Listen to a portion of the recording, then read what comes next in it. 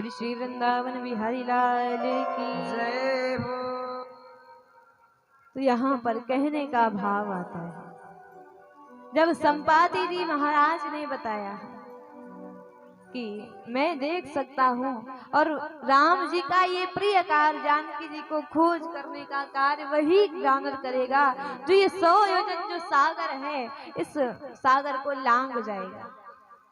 और जैसे ही इतना सुना तो जितने भी वानर हैं वो सारे के सारे वानर आपस में चर्चा करने लग जाते हैं, हम तो 10 योजन तक जा सकते हैं। जामवंत जी खड़े 10 योजन, और कोई है एक वानर, हम 20 योजन जा पाएंगे, 20 योजन चले जाएंगे। तीसरा वानर, हम 30 योजन चले जाएंगे। और कोई, सब अपना अपना, हम 40 योजन तक चले जाएंगे। कोई कहता हम 50, कोई 60, 70, 80, 90। जामवंत जी ने कहा बस 10 योजन बचा है। और जैसे ही जामवंत जी ने कहा बस 10 योजन बचा है और कोई जा पाएगा 100 योजन, सब वानर मौन होकर बैठ गए। बस 90 के आगे कोई नहीं जा सकता।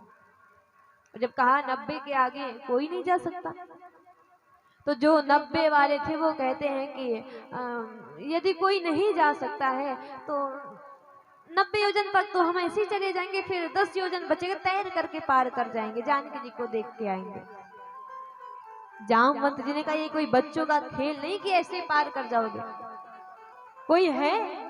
और अंगद जी महाराज ने जब देखा कि सब लोग तो बैठ गए हैं मौन होकर, तो अंगद जी महाराज बड़े ही धीरे से उठते हैं और कहते हैं कि मैं पार जा सकता हूँ।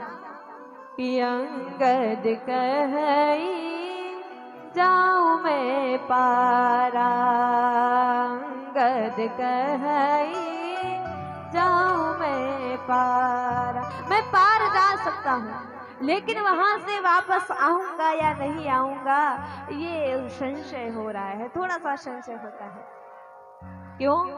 क्योंकि अंगद जी महाराज को भय है अक्षय कुमार से, रावण के बेटे से।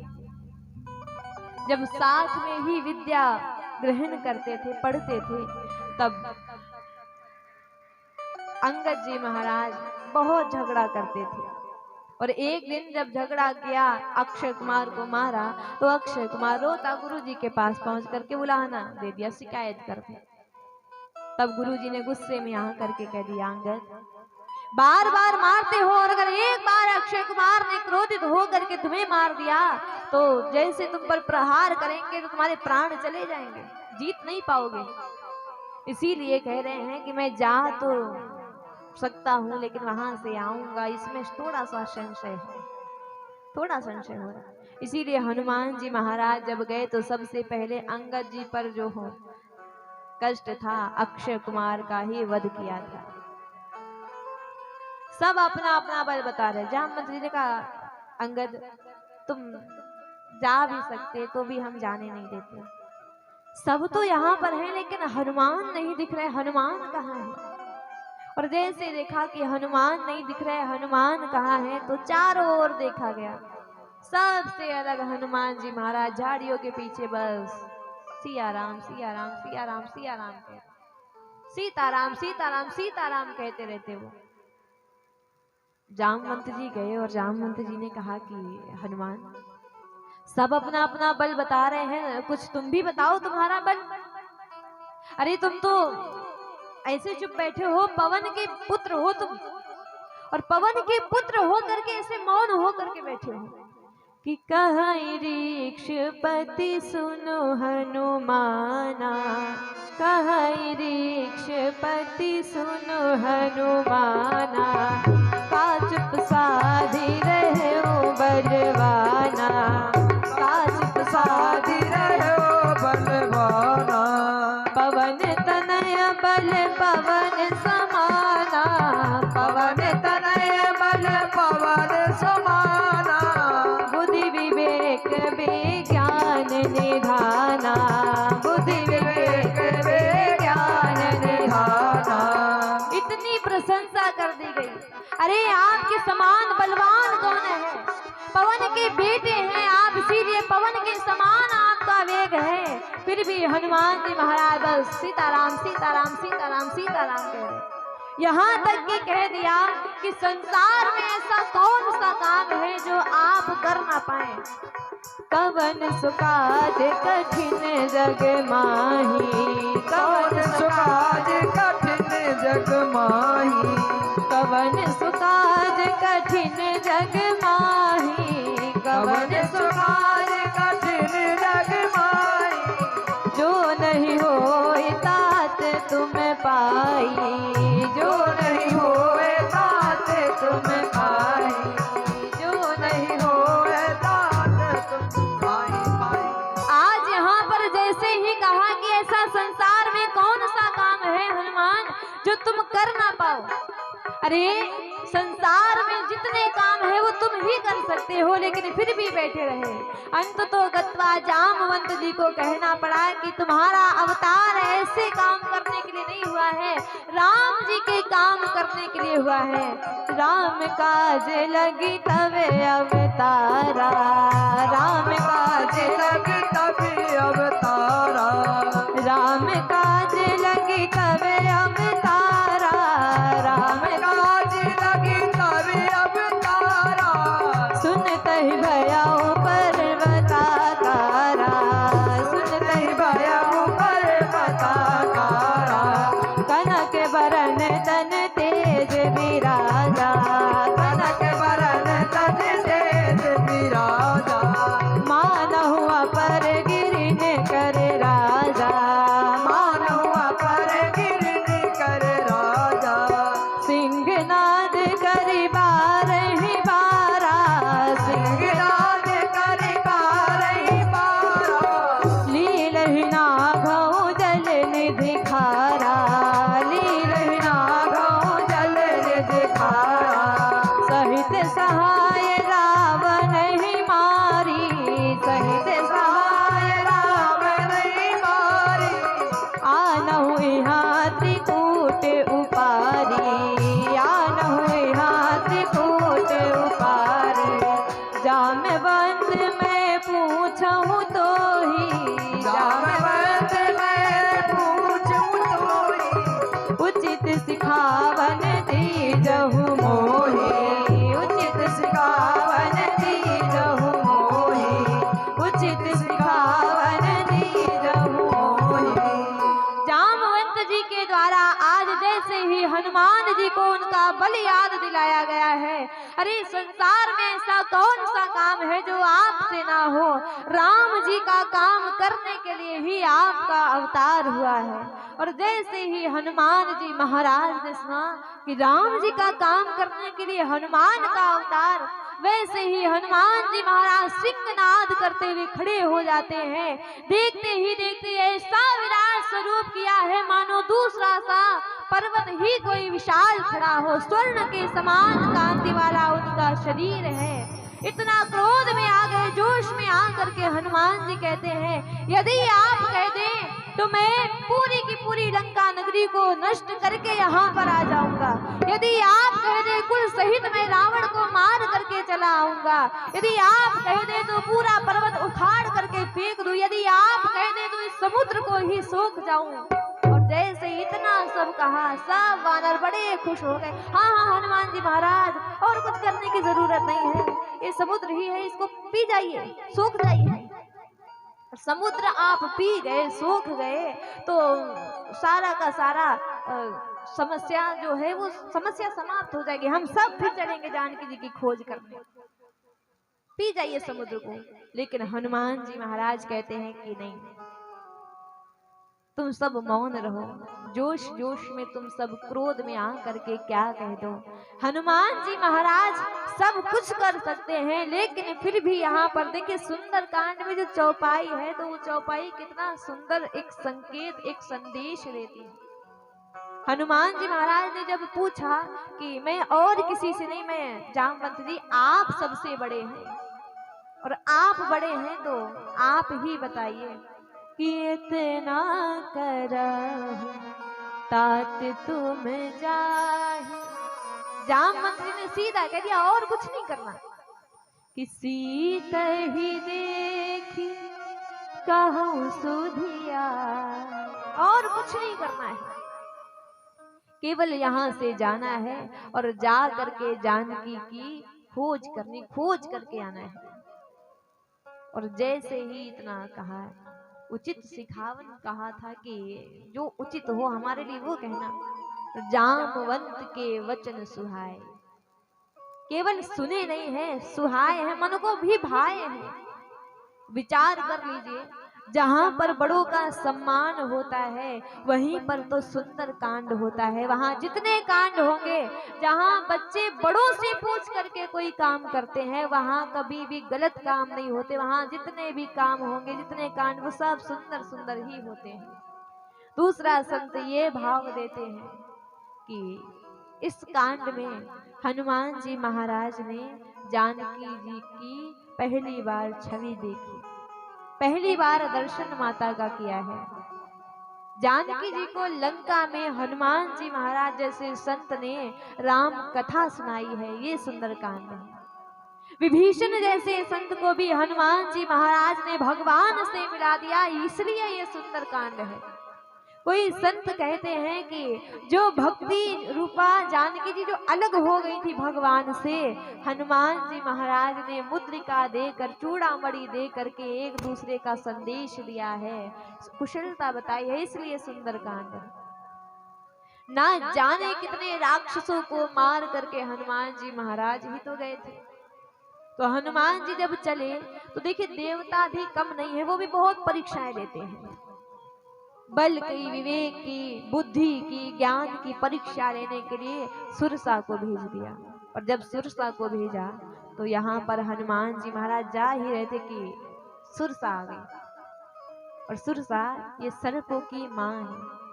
हनुमान जी जा रहे थे तो जैसे सुरसा को देखा तो सुरसा मार्ग रोक करके खड़ी हो गई। आहा, आज तो देवताओं ने बड़ी कृपा की है, इतनी कृपा की है कि तुम्हें हमारा भोजन बना करके दिया है। याजू सुरन मोहि दीन आहारा, सुनत बचन कहे पवन कुमारा।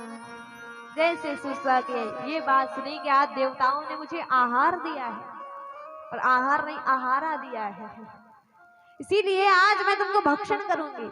और हनुमान जी ने जैसे सुना तो हाथ जोड़कर, मैया अभी मैं विशेष काम करने जा रहा हूँ प्रभु का, इसीलिए जब राम जी का काम कर लूं कि राम काज करी फिर मैं आवूं, सीता कई सुधि प्रभु ही सुना। एक बार जानकी जी कैसी हैं, कुशलता से तो है, ये मैं जब बता दूंगा जाकर भगवान को, उसके बाद में मैं स्वयं चला आऊंगा और स्वयं आ जाऊंगा, तब आप मुझे खा लीजिएगा, भक्षण कर लीजिएगा। हनुमान जी देखिए ऐसे हैं कि राम जी के ऊपर इनका कोई एक ऋण नहीं है, अनेकों ऋण है। वे हनुमान जी महाराज जब सुरसा से इस प्रकार कहते हैं, तब भी सुरसा विचार करती है कि ऐसे नहीं, मैं ऐसे नहीं। मरने वाला जो व्यक्ति होता है वो यही कहता है अभी छोड़ दीजिए, मैं कल आ जाऊंगा। और जो छोड़ दे वो सबसे बड़ा मूर्ख व्यक्ति है, वो कभी आता नहीं है। बहुत से लोग होते हैं जो विचार करते हैं किसी से हम कुछ ले लें तो उसका वापस ना करना पड़े, कल के नाम पर ना जाने कब तक टालते रहते हैं। इसीलिए कहा जाता है कभी किसी को अगर उधार भी दो ना तो बड़ा सोच समझ करके देना चाहिए। क्यों? उधार दे करके हम बैठ जाते, फिर अपने ही रुपए मांगने के लिए हम नौकर बन जाते हैं, और जो उधार लिए बैठा वो मालिक बन करके तारीख पर तारीख देता, आज नहीं कल, कल नहीं परसों, परसों मिल जाएगा, 10 दिन बाद दे देंगे हम। और हमें चक्कर लगाने पड़ते, बार बार चक्कर लगाने पड़ते हैं। लेकिन अगर विचार किया जाए कि किसी से अगर हमने कुछ ले भी लिया है तो उसे देना ही पड़ेगा।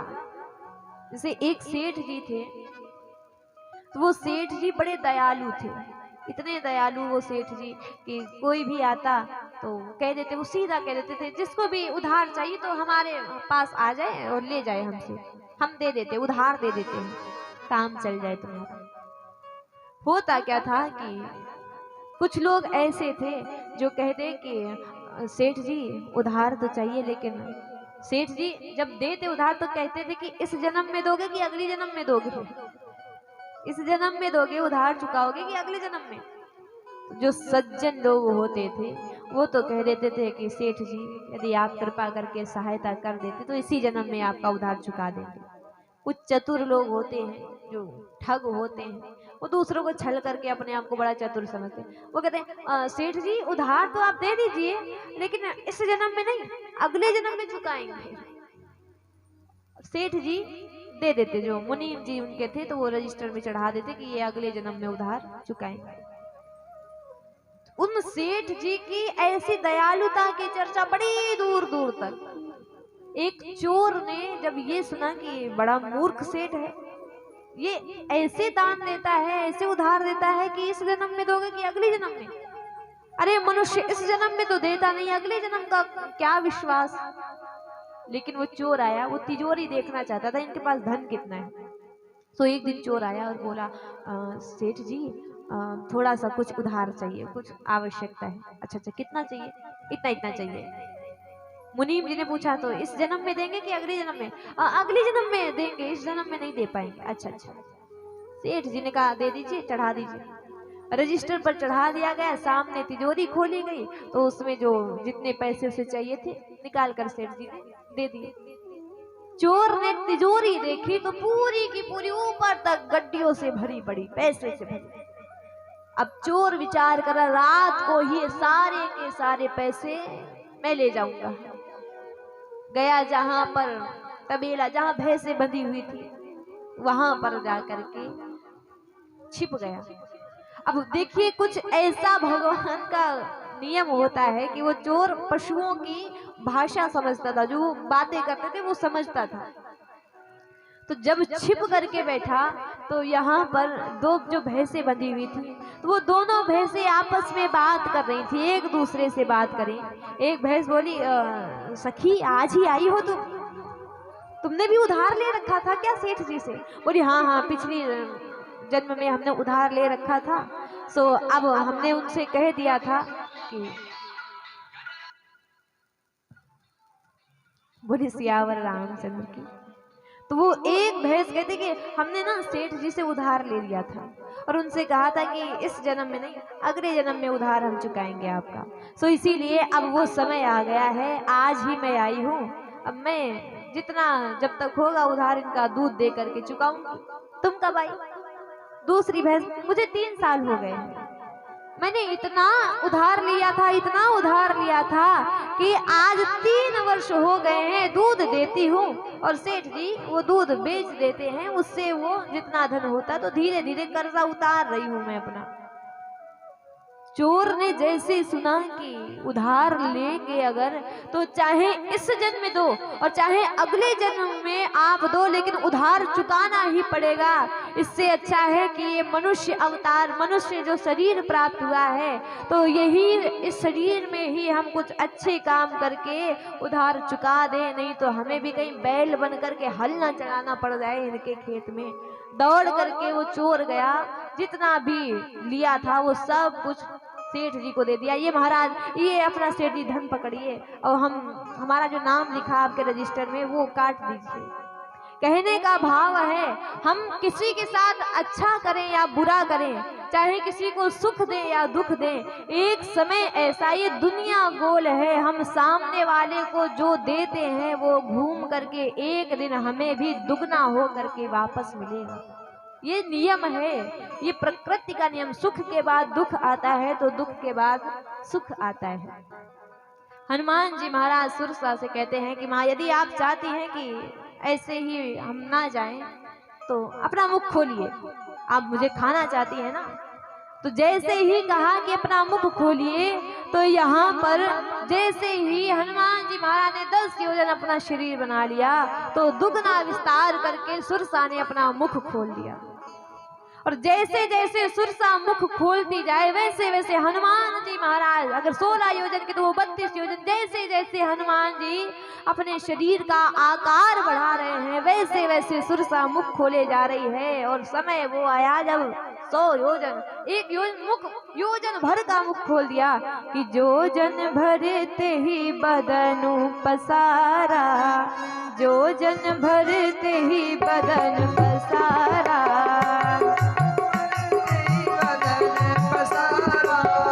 योजन भरते ही बदन पसारा, योजन भरते ही बदन पसारा, कपि तनु कीन्हे दुगुन विस्तारा, कपि तनु कीन्हे 16 योजन मुख ते ही ठायाऊं, 16 योजन मुख ते ही ठायाऊं,